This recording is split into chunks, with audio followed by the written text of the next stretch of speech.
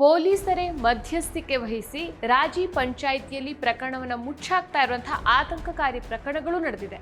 ಹಸುವಿನ ಕೆಚ್ಚಲು ಕೊಯ್ದ ಘಟನೆಯಲ್ಲಿ ಆರೋಪಿ ಬಿಹಾರದ ಮುಸ್ಲಿಂ ವ್ಯಕ್ತಿ. ಕೆಚ್ಚಲ ರಾಜಕೀಯ ಮಾಡಿದ ಬಿಜೆಪಿ ಈಗೆಲ್ಲಿ? 5 ವರ್ಷದ ಬಾಲಕಿ ಮೇಲೆ ಯಾವೊಬ್ಬ ಬಿಜೆಪಿ ನಾಯಕರ ಸೌಂಡೇ ಇಲ್ಲ. ಈ ಸ್ಥಿತಿಯನ್ನ ಮುಸ್ಲಿಮರೇ ತಂದುಕೊಂಡಿದ್ದಲ್ಲ. ಪ್ರತಿಭಟನೆ ಮಾಡೋಕೆ ಮುಸ್ಲಿಂ ಆಂಗಲ್ ಬೇಕೇ ಬೇಕು. ಈ ದಿನ.com ನಮ್ಮ ಕರ್ನಾಟಕ ನಡೆದ 50 ಹೆಜ್ಜೆ ಮುಂದಿನ ದಿಕ್ಕು ಎಂಬ ವಿಶೇಷ ಸಂಚಿಕೆಯನ್ನು ಹೊರತಂದಿದೆ. ಈ ವಿಶೇಷ ಸಂಚಿಕೆಯನ್ನು ಖರೀದಿಸೋಕೆ ಈ ಕೆಳಗೆ ಕಾಣಿಸ್ತಾ ಇರೋ ನಂಬರನ್ನು ಸಂಪರ್ಕಿಸಿ. ನಮಸ್ಕಾರ, ಈ ದಿನ.comಗೆ ಸ್ವಾಗತ. ನಾನು GM ಪವಿತ್ರ. ಬೇರೆ ರಾಜ್ಯದಲ್ಲಿ ಘಟನೆಗಳು ನಡೀತಾ ಇದೆ ಅಂತ ನಾವು ವರದಿ ಮಾಡ್ತೀವಿ. ಆದರೆ ನಮ್ಮ ಹಿತ್ತಲಿನಂತಿರುವಂಥ ರಾಜಧಾನಿ ಬೆಂಗಳೂರಿನಿಂದ ಹಿಡಿದು ಸ್ವಲ್ಪ ದೂರದವರೆಗೆ ನೋಡೋದಾದ್ರೆ ನಮ್ಮದೇ ನಾಡಿನ ಹಾಸನ, ಗುಲ್ಬರ್ಗ, ಬಳ್ಳಾರಿ, ಕೊಡಗು, ಚಾಮರಾಜನಗರ, ಮಂಗಳೂರು, ಮೈಸೂರಿನಲ್ಲಿ ನಿತ್ಯವೂ ಪಾರ್ಶ್ವ ವಿಕೃತ್ಯದ ಸರಮಾಲೆ ನಡೀತಾನೆ ಇರುತ್ತೆ. ಆದರೆ ದಿಲ್ಲಿಯಲ್ಲಿ ನಡೆದಿರುವಂಥ ಒಂದಿಷ್ಟು ಕ್ರೂರ ಘಟನೆಗಳ ನಂತರ ಜನ ಜಾಗೃತರಾಗಿ ಎಲ್ಲೆಲ್ಲೂ ಸಹ ಅಸಹನೆಯ ಮಾತುಗಳು ಕೇಳಿ ಬರ್ತಾ ಇದೆ. ಹಾದಿ ಬೀದಿಯಲ್ಲಿ ದಿಲ್ಲಿ ಕುರಿತು ಆಕ್ರೋಶ ಭರಿತ ಮಾತುಗಳು ಅನುಸರಣಿಸಿತ್ತು. ದೌರ್ಜನ್ಯದಿಂದ ನಲುಗಿ ಹೋಗಿದ್ದವರು ಸಹ ಇದೀಗ ಅಸಹಾಯಕತೆಯನ್ನು ಬದಿಗೊತ್ತಿ ಪೊಲೀಸರಿಗೆ ದೂರು ನೀಡೋ ಧೈರ್ಯ ಮಾಡ್ತಿದ್ದಾರೆ. ಸೊ ದಿಲ್ಲಿಯ ಒಂದು ಭಯಾನಕ ಘಟನೆ ನಂತರನೂ ರಾಜ್ಯದ ಮೂಲೆ ಮೂಲೆಯಲ್ಲಿ ಇಂತಹ ಪ್ರಕರಣಗಳು ನಡೀತಾನೆ ಇದೆ. ಅನೇಕ ದಿನಗಳ ಹಿಂದೆ ಎಸಗಿದಂತಹ ದುರಂತದ ಘಟನೆಗಳ ಬಗ್ಗೆ ಇದೀಗ ದೂರು ಕೊಡುವ ಧೈರ್ಯ ತೋರ್ತಾ ಇರುವಂತಹ ಬೆಳವಣಿಗೆಗಳು ನಡೀತಾ ಇದೆ. ದುಷ್ಟರ ನಿಗ್ರಹ ಮಾಡಬೇಕಾದಂತಹ ಖಾಕಿದಾರಿ ಪೊಲೀಸರೇ ಮಧ್ಯಸ್ಥಿಕೆ ವಹಿಸಿ ರಾಜಿ ಪಂಚಾಯಿತಿಯಲ್ಲಿ ಪ್ರಕರಣ ಮುಚ್ಚಾಕ್ತಾ ಇರುವಂತಹ ಆತಂಕಕಾರಿ ಪ್ರಕರಣಗಳು ನಡೆದಿದೆ.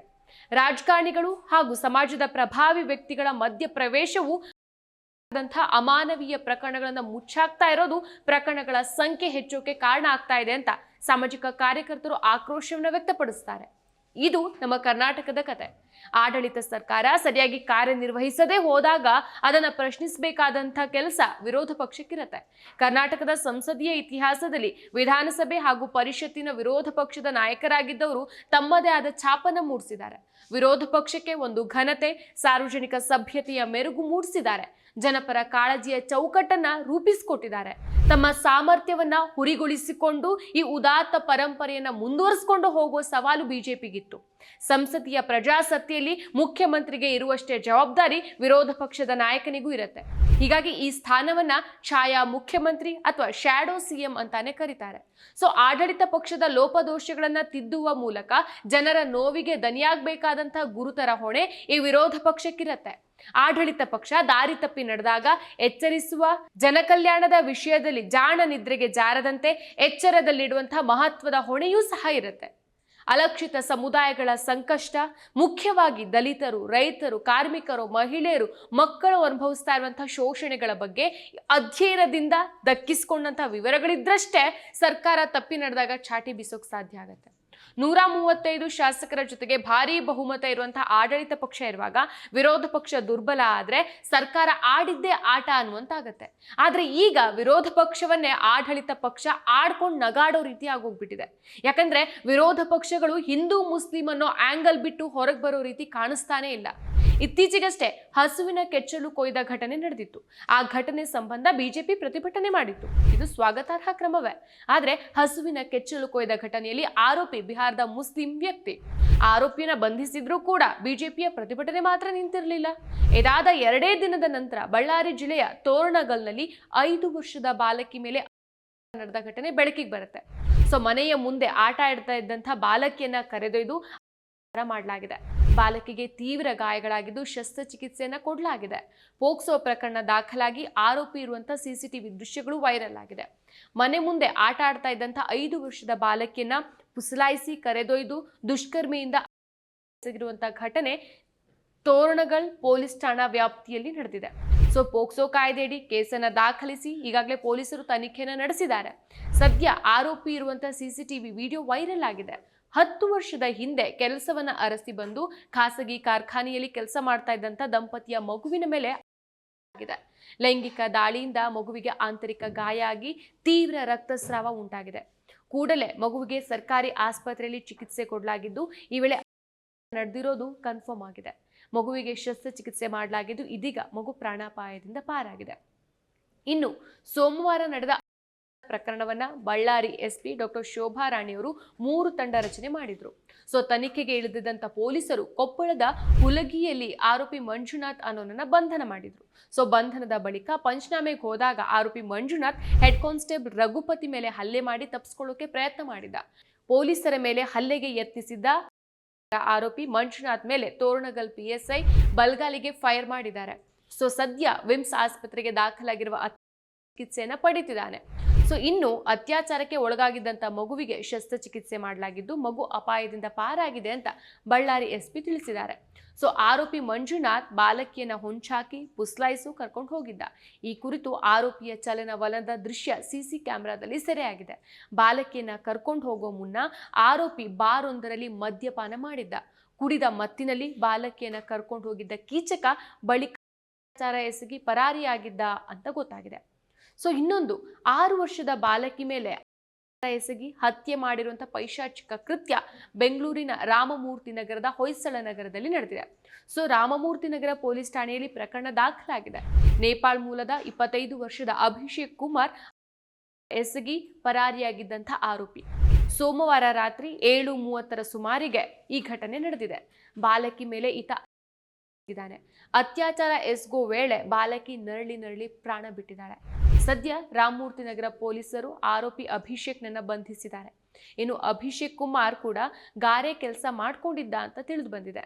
ಆರೋಪಿ ಅಭಿಷೇಕ್ ಕುಮಾರ್ ಇದೇ ಕಟ್ಟಡದಲ್ಲಿ ಸೆಕ್ಯೂರಿಟಿ ಕೆಲಸ ಮಾಡ್ಕೊಂಡಿದ್ದ. ಮೃತ ಬಾಲಕಿ ಮತ್ತು ದಂಪತಿ ಕೂಡ ಇಲ್ಲೇ ವಾಸವಾಗಿದ್ರು. ಸಂಕ್ರಾಂತಿ ಹಬ್ಬ ಸಿಹಿ ತಿಂಡಿ ಮಾಡುವಂತೆ ಬಾಲಕಿ ಅಮ್ಮನನ್ನ ಕೇಳಿದಾಳೆ. ಹೀಗಾಗಿ ತಾಯಿ ಮಗುವನ್ನ ಕರ್ಕೊಂಡು ಸಂಜೆ 5 ಗಂಟೆ ಹೊತ್ತಿಗೆ 4ನೇ ಮಹಡಿಗೆ ಹೋಗಿದ್ದಾರೆ. ಅಲ್ಲಿ ಬಿದ್ದಿದ್ದಂಥ ಒಂದಿಷ್ಟು ಸೆಂಟ್ರಿಂಗ್ ಕಟ್ಟಿಗೆ ತರೋಕೆ ಇವ್ರು ಹೋಗಿದ್ರು. ಅಮ್ಮನ ಹಿಂದೆನೆ ಹೋದಂತ ಬಾಲಕಿ 1ನೇ ಮಹಡಿಯಲ್ಲಿ ಆಟ ಆಡ್ತಾ ನಿಂತು ಬಿಡ್ತಾಳೆ. ಅಮ್ಮ ಕೂಡ ಅಲ್ಲಿನೇ ಅವಳನ್ನ ಬಿಟ್ಟು ಹೋಗ್ತಾರೆ. ಆದ್ರೆ ತಾಯಿ ವಾಪಸ್ ಬರ್ತಿದ್ದಂತೆ ಶಾಕ್ ಎದುರಾಗಿತ್ತು. ಅಭಿಷೇಕ್ ಬಾಲಕಿಯ ಮೇಲೆ ಎರಗಿದ್ದ. ಜೋರಾಗಿ ಕಿರ್ಚಿಕೊಂಡ ತಾಯಿ ಈ ಅಭಿಷೇಕ್ ಕುಮಾರ್ಗೆ ಕಟ್ಟಿಗೆಯಿಂದಾನೇ ಹೊಡಿತಾರೆ. ಬಳಿಕ ಮಗುವನ್ನ ಆಸ್ಪತ್ರೆಗೆ ಕರ್ಕೊಂಡು ಹೋಗುವಷ್ಟರಲ್ಲಿ ಬಾಲಕಿ ಪ್ರಾಣ ಬಿಟ್ಟಿದ್ಲು. ಆರೋಪಿ ಅಭಿಷೇಕ್ ಕೈಗೆ ಕೋಳ ತೊಡಸಿರುವಂತಹ ರಾಮಮೂರ್ತಿ ನಗರ ಪೊಲೀಸರು ಪೋಕ್ಸೋ ಕೇಸ್ ದಾಖಲಿಸಿಕೊಂಡು ತನಿಖೆಯನ್ನು ನಡೆಸುತ್ತಿದ್ದಾರೆ. ಇಷ್ಟೆಲ್ಲ ಘಟನೆ ಆದರೂ ಕೂಡ ಬಿಜೆಪಿ ಒಂದೇ ಒಂದು ಪ್ರತಿಭಟನೆಯನ್ನು ಮಾಡಿಲ್ಲ. ಯಾಕಂದ್ರೆ ಇಲ್ಲಿ ಹಿಂದೂ ಮುಸ್ಲಿಂ ಅನ್ನೋ ಆಂಗಲ್ ಇಲ್ಲ. ಅದಕ್ಕೆ 5 ವರ್ಷದ ಬಾಲಕಿಯನ್ನ ಮಾಡಿದ್ದು ಹಿಂದೂ ಯುವಕ. ಅಂದ್ರೆ ಬಿಜೆಪಿಯವರಿಗೆ ಇದು ಮುಖ್ಯ ಅಲ್ಲ.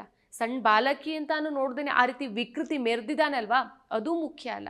ಬಿಜೆಪಿಯವರಿಗೆ ಪ್ರತಿಭಟನೆ ಮಾಡೋಕೆ ಮುಸ್ಲಿಂ ಅನ್ನೋ ಆಂಗಲ್ ಬೇಕು ಅಷ್ಟೇ.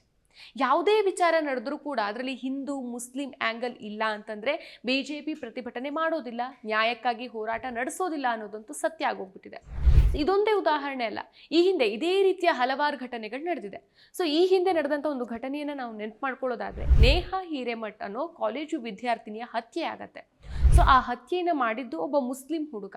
ಆ ವಿಚಾರ ಇಡೀ ದೇಶ ಮಟ್ಟದಲ್ಲಿ ಸೌಂಡ್ ಆಗಿತ್ತು. ಯಾಕಂದ್ರೆ ಅಲ್ಲಿ ಅಪರಾಧಿ ಮುಸ್ಲಿಂ ಯುವಕ ಆಗಿದ್ದ. ಬಿಜೆಪಿ ನಾಯಕರು ನೇಹಾ ಹಿರೇಮಠ್ ಮನೆಗೆ ಹೋಗಿ ತಂದೆ ತಾಯಿಗೆ ಸಮಾಧಾನ ಮಾಡೋ ಕೆಲಸ ಮಾಡಿದ್ರು.